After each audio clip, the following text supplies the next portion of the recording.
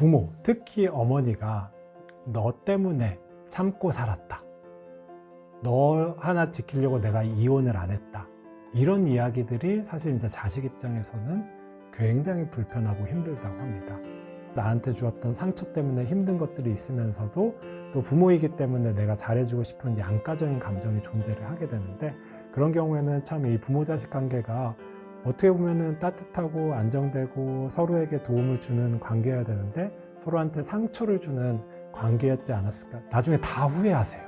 네, 안녕하십니까. 정신과 의사 배종빈입니다. 오늘 가족 간의 건강한 관계법에 대해서 이야기를 나누고자 합니다. 재밌게 잘 들어주셨으면 좋겠습니다.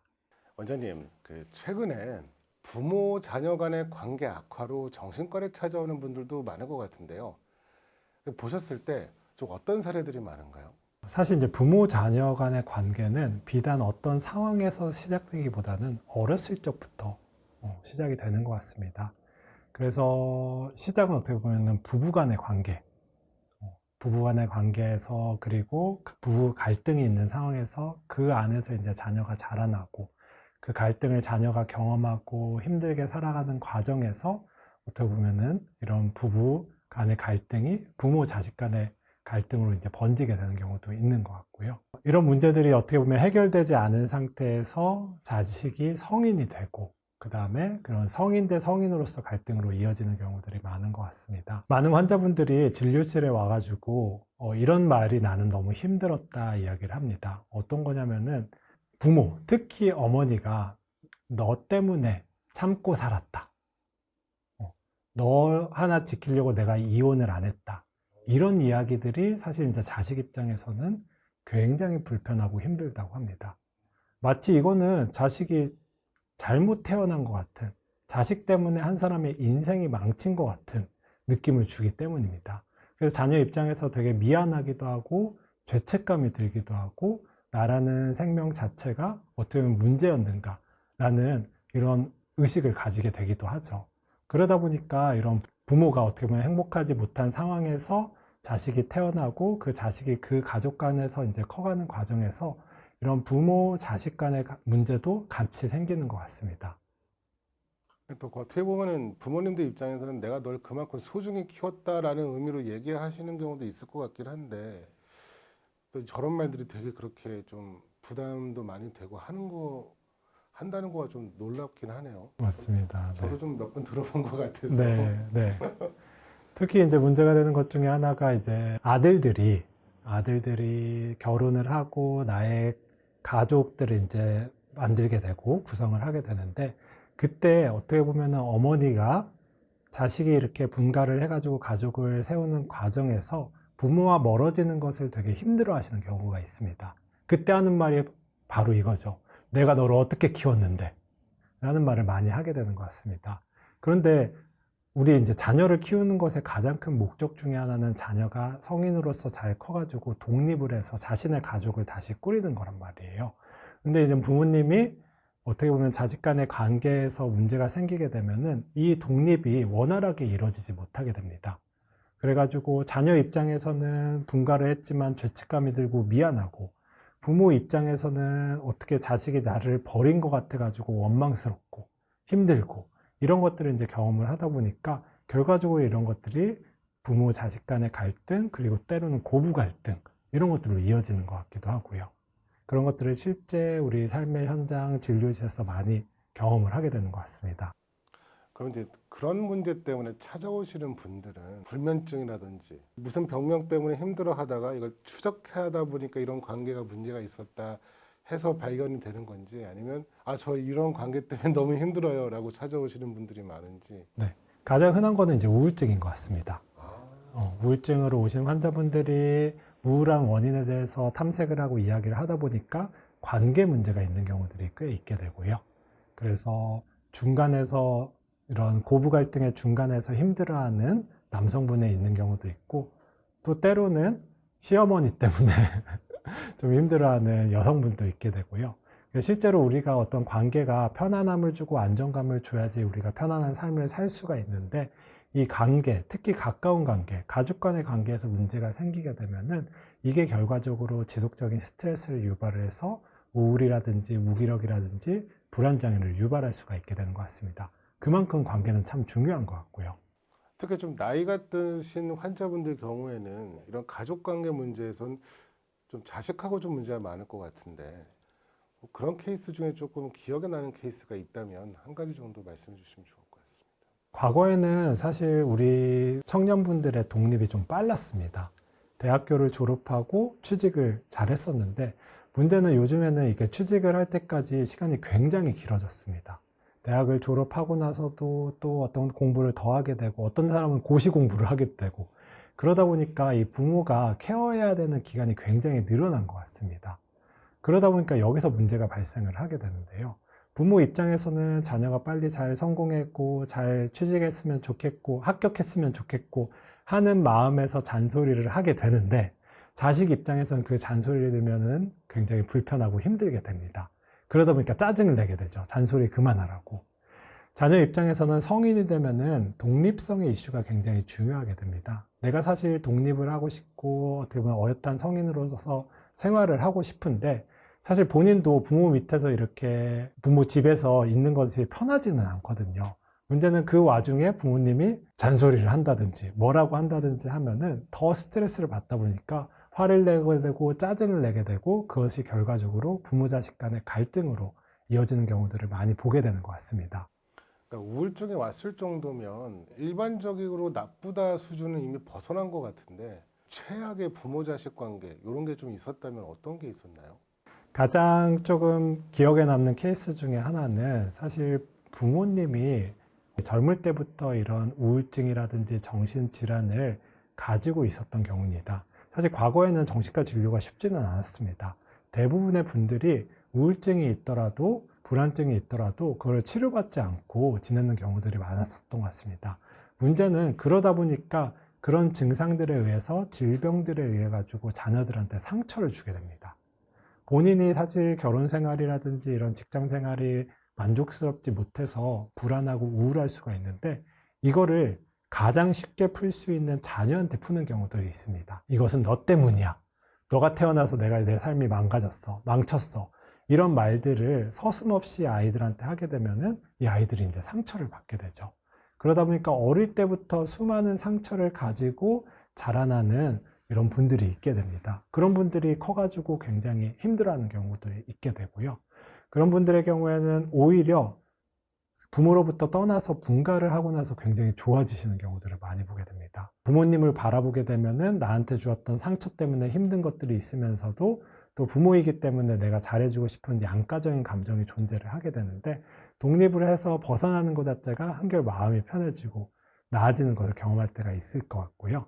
그래서 실제로 부모님과 함께 살면서 이제 우울하셨던 분들이 여러 약물 치료에도 불구하고 좋아지지 않았다가 자취를 한 것만으로도 우울증이 굉장히 좋아지는 케이스들을 간혹 보게 됩니다. 그런 경우에는 참 이 부모 자식 관계가 어떻게 보면은 따뜻하고 안정되고 서로에게 도움을 주는 관계여야 되는데 서로한테 상처를 주는 관계였지 않았을까 생각을 해보게 되고 이런 경우에 참 안타까울 때가 많이 있습니다. 사실 치료는 그러면 부모님이 받아야 되는 거네요. 그래서 그 정신질환이 있는데 그걸 치료를 안 하고 자식들한테 풀었으니까. 맞습니다. 네. 어떻게 보면 어렸을 적에 힘든 것이 있다면은 정신 전문가를 찾아가서 진단을 받고 평가받고 치료를 받고 했었으면은 아이들도 사실 상처를 받지 않았을 텐데요. 이제 그런 것들이 안 되다 보니까 이게 본인의 상처가 힘든 뿐만 아니라 그 힘듦과 상처가 자식한테도 전가되었었던 것 같고요. 근데 참 다행스러운 거는 요새는 젊은 엄마들이 이런 이유로 많이들 찾아오게 됩니다. 내가 아이들한테 화내지 않았으면 좋겠어요 라는 이유로 오시는 경우입니다. 아이한테 화를 내게 되면은 단지 화로 끝나는 게 아니라 굉장히 자책감이 들고 힘들게 됩니다. 그 감정들이 싫어서 내 자녀한테 화를 내고 싶지 않다. 그러기 위해서 나는 치료를 받고 싶다 해서 오시는 경우들을 상당히 많이 보게 됩니다. 이런 분들의 경우에는 실제적으로 이런 약물 치료를 하면은 똑같은 상황에서도 크게 화가 나지 않고 아이들한테 따뜻하게 감싸주고 배려해주고 돌봐줄 수 있다고 이야기를 하게 됩니다. 그래서 요새는 다행히도 많은 젊은 엄마들이 힘들 때 치료를 받으면서 이제 자녀 케어도 잘 되고 있는 모습을 볼 때 사회가 그래도 긍정적으로 잘 변하고 있구나라는 생각이 들 때가 있습니다. 어렸을 때부터 애착 관계가 잘 있으면서 그런 건지 아니면 그냥 괜시리 첫째들의 부담인 건지 네. 궁금해요.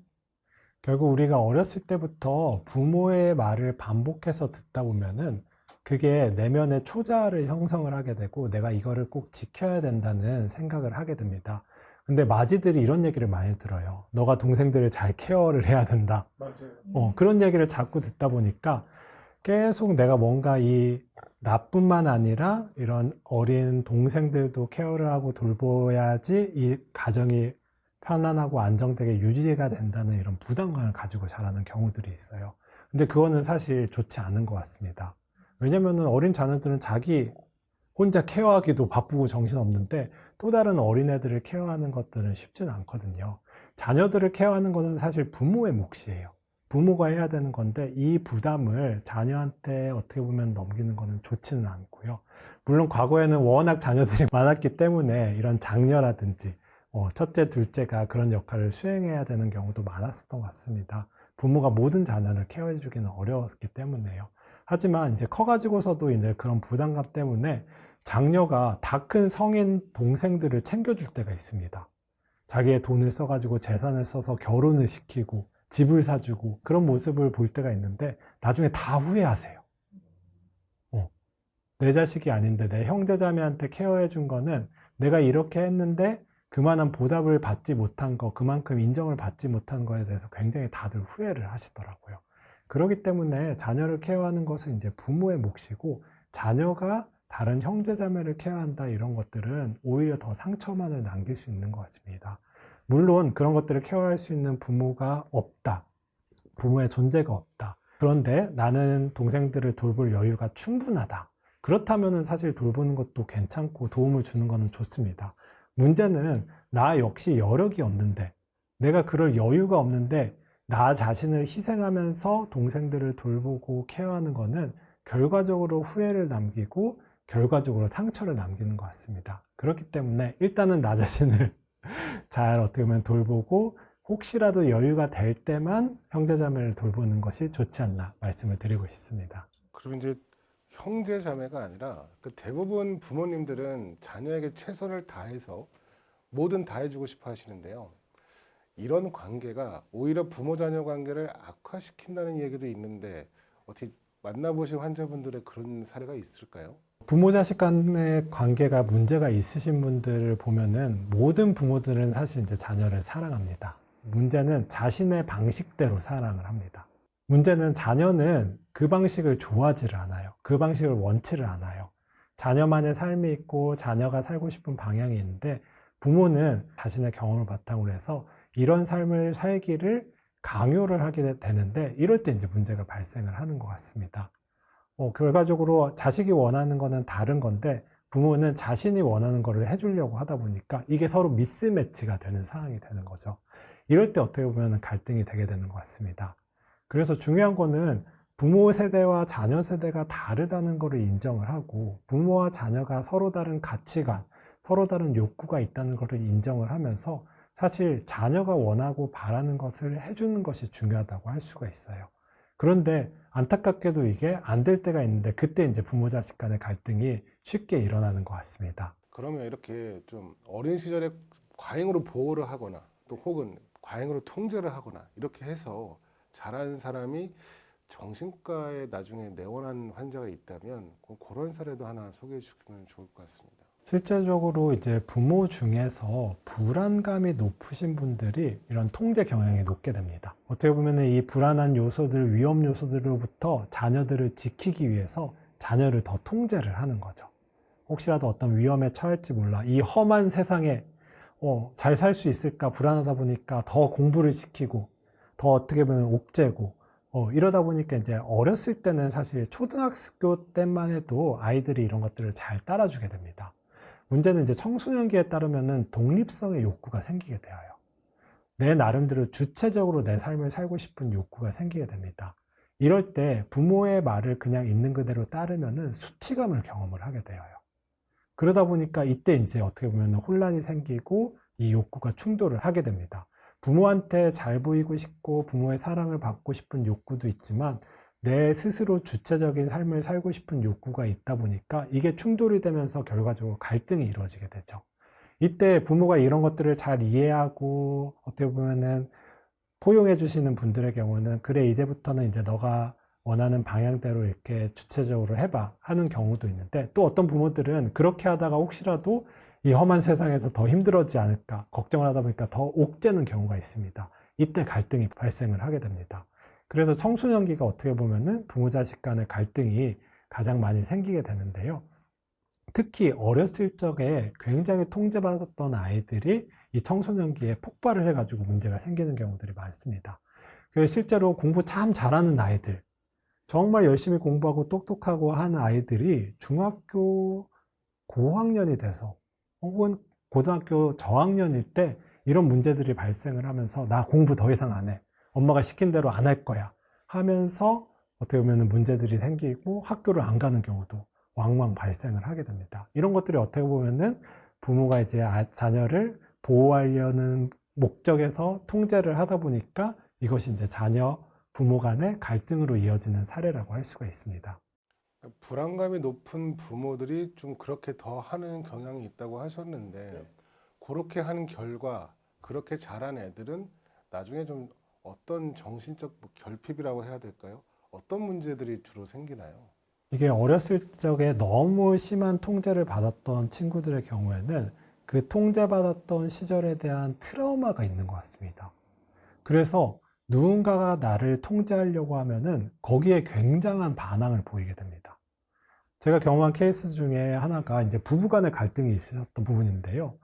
나름대로 이제 부부라면은 서로 간섭을 해야 되기도 하고 서로 얘기도 나눠야 되지 않습니까? 그런데 뭔가를 이렇게 이야기를 하면은 그런 거를 통제하려고 간섭하려는 시도로 받아들이고 엄청 화를 내는 부부도 있었다고 합니다. 그래서 어떻게 보면은 부부간에 서로 양보하고 서로 소통해야 되는 부분들이 있는데, 나를 그런 걸 통제하려는 시도만 있으면은 그거에 대해서 과민 반응하고 트라우마 반응을 보이는 경우가 있다 보니까 이 부부관계가 잘 소통이 되지 않고 문제가 되는 케이스도 있었거든요. 그래서 어렸을 적에 너무 심한 통제를 경험을 하게 되면은 나중에 커서도 나를 통제하려는 시도, 나를 억압하려는 시도가 조금이라도 보이면은 거기에 과민 반응하고 화를 낸다든지 폭력적으로 변한다든지 이런 것들이 있을 수가 있게 되는 것입니다. 그러면 이제 마마보이로 자란 남자가 자기 아내가 시키는 거에는 엄청 화를 낸다는 거네요. 그럴 수도 있는 거죠. 네.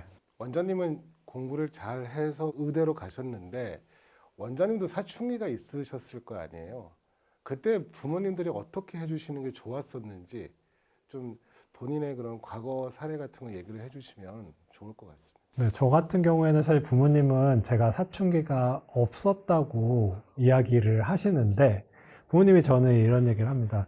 제 속을 모르겠었다고. 저 아이는 속을 모르겠어. 왜냐면 싫은 소리를 안 하다 보니까. 항상 부모 말에 그냥 맞다고만 하고 따르기만 하다 보니까 제 속을 모르겠다 이런 얘기를 많이 했었던 것 같습니다. 그런데 문제는 저 같은 경우에는 그런 칭찬을 계속 받다 보니까 마치 그래야지 되는 아이처럼 자랐던 것 같습니다.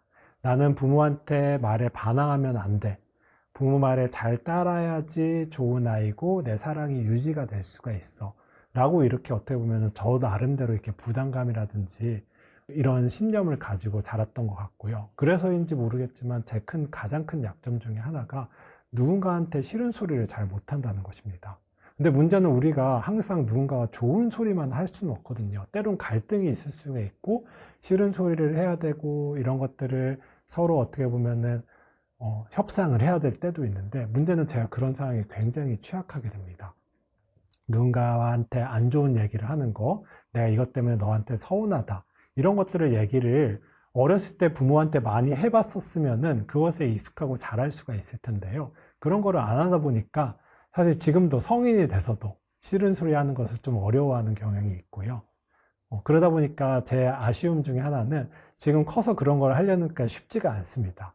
그렇기 때문에 좀 어렸을 때부터 부모와 여러 가지 다양한 경험을 해보는 거, 때로는 이제 싫은 소리도 하고 그거를 받아들이고 수용해보는 경험도 해보고 하는 것들이 어떻게 보면 성장의 또 중요한 부분이 아닌가 말씀을 드리고 싶습니다.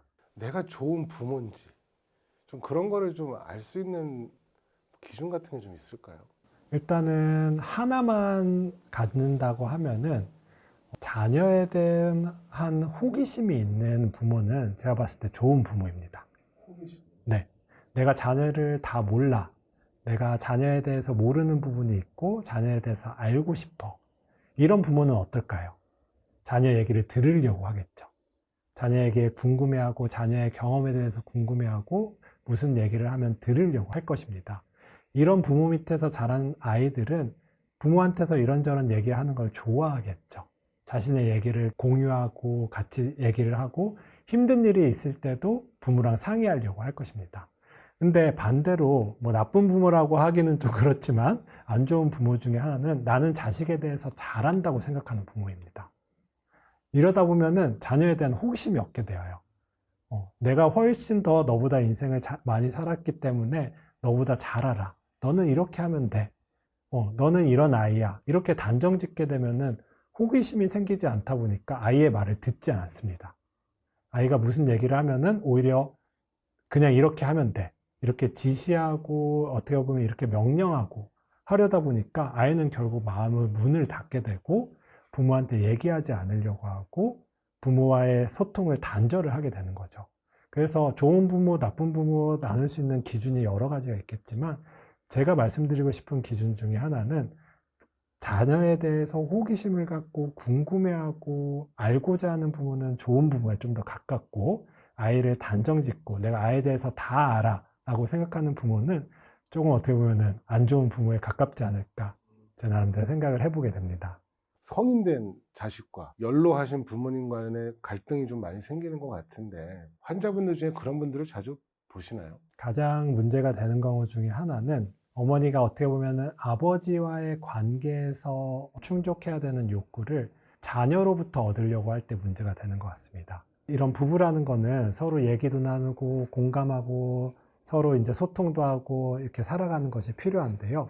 이게 사실 과거의 부부들은 서로 얘기가 많지 않았거든요. 서로 대화하는 것도 많지 않다 보니까 이게 남편이 그 역할을 못하니까 자꾸 자식한테 그거를 강요를 하는 것입니다. 너가 내 이야기를 들어줘야 돼. 해가지고 남편과 대화하기보다는 자꾸 자기 아들과 대화하려는 경우들이 있게 됩니다. 그러다 보면 이제 아들 입장에서는 어떻게 보면 부담이 되는 거죠. 엄마가 이제 자기한테 힘든 것들 얘기하고 토로하고 그러면은 자신의 아버지에 대한 불만도 나오게 되고 이런 것들이 어떻게 보면은 굉장히 많이 있는 경우들이 있게 되고요. 결과적으로 나이 드신 부부의 경우에서도 서로 소통하고 서로 어떻게 보면 같이 살아야 되는데 이런 것들이 잘 안 되다 보니까 자꾸 자식한테 의지를 하게 되고 의존을 하게 되는 것 같습니다. 근데 문제는 이런 것들이 이 젊은 친구들한테는 또 젊은 성인들한테는 또 부담이 될 수가 있거든요. 그러다 보면 결과적으로 이런 것들이 부모 자식 간의 갈등으로 이어지게 되는 경우도 있는 것 같습니다. 예를 들어서 자식이 너무 힘들게 하는 거예요, 자기를. 부모님들 때문에 힘들다라는 얘기를 많이 들어보셨다고 했는데 거꾸로 나는 열심히 살았는데 다 뒷바라지하고 애들 다 키우고 했는데 자식들이 막 나 힘들게 한다 하고 힘들어 하시는 분들, 그런 경우에 환자분들을 좀 만나보신 적이 있는지. 생각나는 케이스 같은 경우에는 사실 굉장히 나이 드신 어르신이었었는데요. 이 자녀가 어떻게 보면 취직도 못하고 혼자서 생활하고 있고 그러다 보니까 이 나이 든 노모가 아들을 케어해 줘야 되는 상황이 있었습니다. 그러다 보니까 거기에서 굉장히 좀 부담을 받았는데요. 사실 우리가 누군가를 케어를 해주면은 그것에 대해서 고마워하는 것이 정상입니다. 그런데 자녀들은 그렇지가 않아요. 나이 든 노모가 힘들게 반찬도 싸주고 식사도 차려주고 하는데 자식은 어렸을 때부터 어떻게 보면 부모한테 그런 대접을 받았기 때문에 성인이 된 다음에도 그런 대접을 받는 것을 당연시 여기다 보니 말이에요. 문제는 젊었을 때는 엄마가 힘이 있고 능력이 있고 했는데 나이가 들면 이제 본인도 질병이 생기고 본인도 누군가를 케어할 힘이 없음에도 불구하고 아들을 돌보고 있는데 이 아들은 오히려 더 적반하장, 더 내놔라. 이건 당연한 거다. 이럴 때 이제 속상하고 힘들어하는 경우들을 가끔 보게 되고요. 그 분의 경우에는 결과적으로 이런 관계는 나한테 도움이 되지 않는다 생각하고 그 아들과의 연을 끊는 경우가 있었습니다. 그러니까 오히려 마음이 좀 편해지고 안 보니까 차라리 낫다 하는 경우들도 있었고요. 관계에서 문제가 생기면 이렇게 연 끊고 정리하는 게 제일 좋을 것 같기는 한데 이게 또 부모 자식 관계라서 그게 어렵다고 하시는 분들이 많더라고요. 그런 걸로 좀 고민하시거나 힘들어했던 케이스라든지. 정말 많은 것 같습니다. 부모이기 때문에 내 자식을 책임져야 된다. 이런 부담감 속에서 힘들어하는 자녀들, 경제적으로 어려운 자녀들을 계속 돌보고 케어하면서 그 부담 때문에 우울해지고 힘들어하시는 경우도 있는 것 같은데요. 이럴 때는 선이 중요한 것 같습니다. 이 선이란 게 어떤 거냐면은 내가 이 정도까지는 너한테 도와주겠다라는 선을 정하는 것입니다. 그래서 이 선 이상을 요구하면은 그 정도까지는 나는 너를 도와줄 수가 없어. 내가 너를 도와줄 수 있는 거는 이 정도까지야. 라고 이제 어떻게 보면은 선을 긋는 거죠. 그런 것들을 반복해서 얘기하면은 이 선을 잘 지키는 자녀도 있을 수가 있고 반대로 계속해서 그 선을 넘으려고 하는 자녀도 있을 것입니다. 반복해서 자꾸 이 선을 넘는다. 그러면 그 관계는 사실 정리하는 게 맞는 것 같습니다. 하지만 내가 이렇게 선을 정해놓고 이거를 이제 정해놓은 것에 잘 따르는 관계 같은 경우에는 그래도 이제 유지할 수 있는 의미가 있고 가치가 있겠죠. 그렇기 때문에 아무리 부모라도 자녀한테 모든 것을 다 해주기는 어려운 것 같습니다. 왜냐면은 부모도 이제 나이가 들면 힘들고 누구한테 의지를 해야 되기 때문이죠. 내 나름대로 자녀한테 도움을 줄 수 있는 선을 정하고 그 선까지만 도와주고 그 이상을 원한다고 하면은 거절하고 반복해서 그런 것들을 요구를 한다. 그리고 오히려 적반하장으로 나온다. 그러면 이 관계를 단절할 수 있는 용기도 좀 필요한 것 같습니다. 아까 전에 그 자식 때문에 힘들어서 찾아오셨다는 분도 계셨다고 했는데 한쪽이 자식한테 일방적으로 착취 같은 걸 당하게 되면 정신적으로 어떤 문제가 좀 생기나요? 앞서 말씀드린 것 중에 하나가 내면의 갈등이 중요한 것 같습니다. 여기서 벗어나고 싶은 마음도 있으면서 이 아이를 내가 책임져야 된다는 마음, 이 두 가지가 이렇게 싸우게 되는 거죠. 이 내면의 갈등이 지속이 되게 되면은 결과적으로 지치게 되는 것 같습니다. 그래서 우울해지게 되고 혹은 그 아이만 보게 되면 불안하고 긴장이 되고 그래서 우울증이라든지 이런 불안장애를 많이 호소를 하시게 되는 것 같고요. 그래서 이런 관계 자체가 어떻게 보면 이런 정신질환을 유발할 수도 있기 때문에 그런 정신질환을 유발할 정도까지 이 관계가 이어지고 있다고 하면은 이런 것들을 정리를 하는 것도 고민이 필요한 것 같습니다. 그러니까 부모님들 입장에선 내 자식이 선을 넘는지 안 넘는지 내가 이 자식 때문에 당하는 고통의 양이 일반적인 수준을 넘었는지 안 넘었는지 좀 모를 것 같아요. 어떤 기준 같은 게 있다면 예를 들어서 아들 생각만 하면 막 가슴이 뛴다던가 징조가 있잖아요. 조치가 필요한 그런 시그널 같은 게 있다면 어떤 게 있을까요? 말씀하신 것처럼 이게 애매한 부분들이 있는 것 같습니다. 그렇기 때문에 문제는 많은 분들이 이 자식 얘기를 남한테 얘기하는 걸 좀 꺼려 하세요. 왠지 이제 내 자식 흉보는 것 같아가지고